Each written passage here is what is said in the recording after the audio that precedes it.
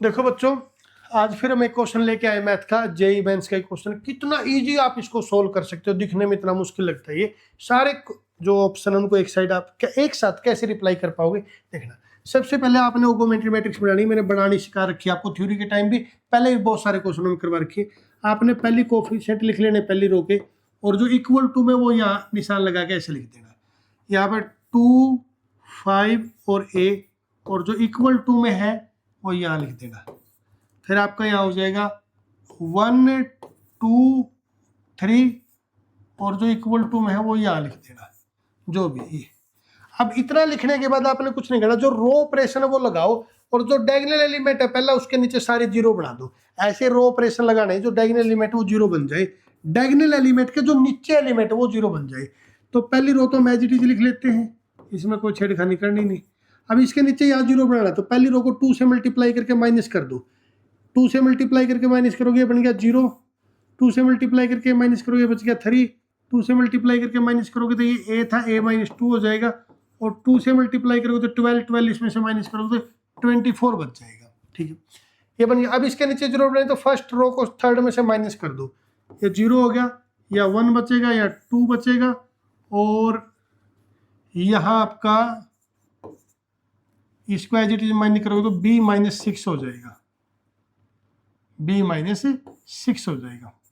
ठीक है, अब देखना, अब एक डायगोनल एलिमेंट है वो उसके नीचे जीरो बन चुके हैं सारे। अब दूसरा डायगोनल एलिमेंट है 3, इसके नीचे भी जीरो बनानी है। अब आपको यहाँ पर एक शॉर्ट ट्रिक बताता हूँ मैं, आपको दिख रहा है अगर 3 को 1/3 से मल्टीप्लाई करके इसमें से माइनस करें जीरो बन जाएगा, लेकिन 1/3 से अगर मल्टीप्लाई करेंगे तो फ्रैक्शन लेके आना पड़ेगा। तो क्यों ना हम इसको ट्रांसपोज कर ले। पहले ट्रांसपोज करने का मतलब इंटरचेंज कर ले, एक दूसरे में चेंज कर ले। तो ट्रांसपोज नहीं करना, आपने इंटरचेंज करना। फर्स्ट सेकंड रो की जगह थर्ड रो लिख देनी, थर्ड रो की जगह सेकंड रो। उससे क्या होगा, इंटरचेंज करने से, रो इंटरचेंज करने में आपका जो 1 ऊपर हो जाएगा, और फिर 1/3 से नहीं 3 से मल्टीप्लाई करना पड़ेगा। मैं आपको करके दिखाता हूँ। इस मैट्रिक्स को यहाँ से हटा देते हैं, इंटरचेंज करके लिखते हैं हम।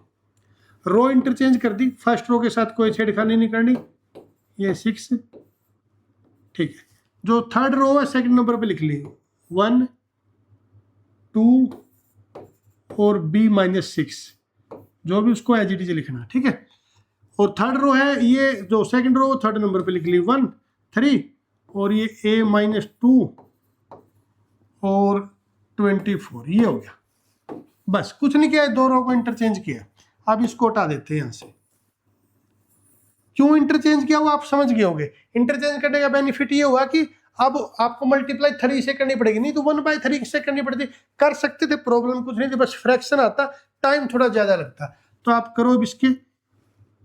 तो पहला डायगोनल एलिमेंट तो सेट हो चुका है, ठीक, वो अपनी जगह, उसको छोड़ दो। ये दूसरी रो भी लिख लो as it is, b minus 6।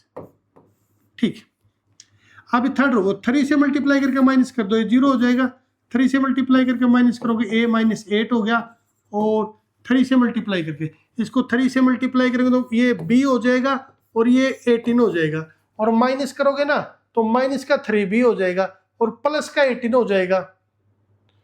देखो ऐसे होगा, 24 में से माइनस करेंगे माइनस 3b, ठीक है, और 3 के साथ मल्टीप्लाई कर रखिए इसकी, ये आपका प्लस का 18 हो जाएगा, और प्लस का 18 करके ऐड करोगे 32 और 42 हो गया आपका, ये ऐड हो गया माइनस 3b, 42 माइनस 3b। तो आप ये लिख दो बस यहाँ पे 42 माइनस 3। अब अगर इस लेवल तक आप पहुंच जाते हो, फिर क्या बेनिफिट होगा, जितने भी सवाल आपसे पूछेंगे, कितने भी ऑप्शन है, वरना हर एक ऑप्शन अलग अलग से सोल्व करना पड़ेगा, यूनिक कब होगा, कब कौन सा नहीं होगा आपको। लेकिन अगर इस लेवल पे आप पहुंच गए तो सारे ऑप्शन का एक साथ आप जवाब दे सकते हो। कैसे जवाब दे सकते हो देखना।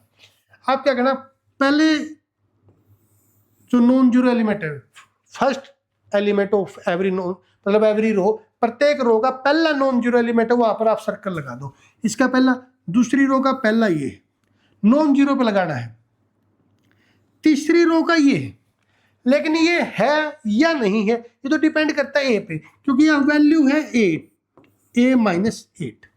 अगर ये a की वैल्यू 8 हो गई तो ये 0 बन जाएगा, गोलधारा यहां लगेगा।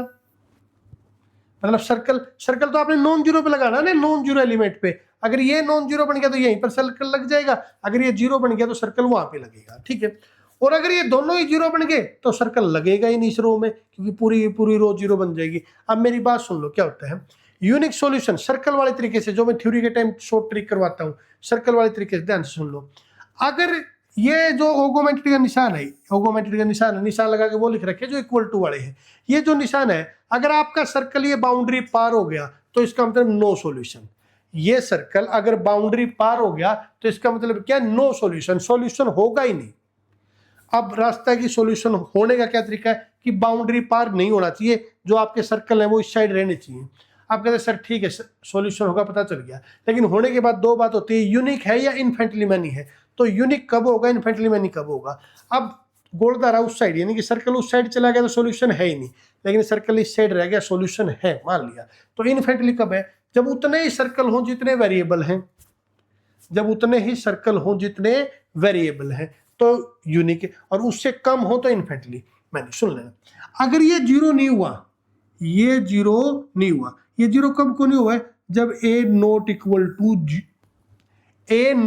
टू 8 है, ये जीरो नहीं हुआ, तो ये सर्कल लग जाएगा और यूनिक सॉल्यूशन बन जाएगा। a इक्वल टू 8 अगर नहीं हुआ तो ये नॉन जीरो बन जाएगा और ये सर्कल लग जाएगा, तो फिर नो सॉल्यूशन नहीं रहेगा, सॉल्यूशन रहेंगे। और सर्कल कितने हो जाएंगे, 3, तो क्या रहेगा, यूनिक सॉल्यूशन। लेकिन कब रहेगा यूनिक सॉल्यूशन, जब a नॉट इक्वल टू 8 है, a नॉट इक्वल टू 8 है, लेकिन चारों ऑप्शन में a इक्वल टू 8 है, a इक्वल टू 8 है, तो आपका ये ऑप्शन तो कट गया कि यूनिक सॉल्यूशन होगा। अब सुनना, मान लो a इक्वल टू 8 है तो यहाँ जीरो बन चुकी है। अगर यहाँ जीरो बन चुकी है, अब इस पे रहेगी सारी दारमदारी, या तो जीरो बन गई आपका a इक्वल टू यहाँ। अगर यहाँ जीरो बन गया तो इस रो के अंदर कोई सर्कल नहीं आएगा, सर्कल 2 होंगे, वेरिएबल 3 है, तो इनफिनिटली मैनी सॉल्यूशन होंगे, इनफिनिटली मैनी सॉल्यूशन होंगे। और यहाँ अगर यहाँ पर नॉन जीरो बन गया तो फिर नो सॉल्यूशन होंगे। नो सॉल्यूशन का कोई ऑप्शन है नहीं, नो सॉल्यूशन का कोई ऑप्शन नहीं है, तो यहाँ पर आपको हर हाल में क्या बनाना, जीरो बनाना है। तो ये जीरो कब बनेगा, 42 minus 3b is equal to 0, और यहाँ से जो b की वैल्यू है वो उस साइड ले जाओगे, आपका 14 आ जाएगा। और क्योंकि दोनों जीरो बन जाएंगे तो फिर यहाँ कोई भी सर्कल नहीं आएगा, सर्कल केवल 2 रह जाएंगे, और सर्कल अगर वेरिएबल से कम होंगे, इसका मतलब मैंने करवा रखा आपको, क्या होंगे, इनफिनिटली मैनी सॉल्यूशन। तो कब होंगे, जब a इक्वल टू 8 हो गया और b इक्वल टू 14 हो गया, तो उसके ऊपर आपके जो सॉल्यूशन होंगे कितने होंगे, इनफिनिटली मैनी, यानी कि 4th ऑप्शन आपका करेक्ट है। तो अगर आपको भी ऐसे क्वेश्चन करने हैं तो प्लीज वीडियो को लाइक कीजिए, चैनल को सब्सक्राइब कीजिए। इस चैनल पे हम जे से रिलेटेड हर क्वेश्चन लेके आते हैं, वो कैसे शॉर्ट ट्रिक से सोल्व किया जा सकता है। ठीक है बच्चों, मिलते हैं नेक्स्ट वीडियो में, थैंक यू।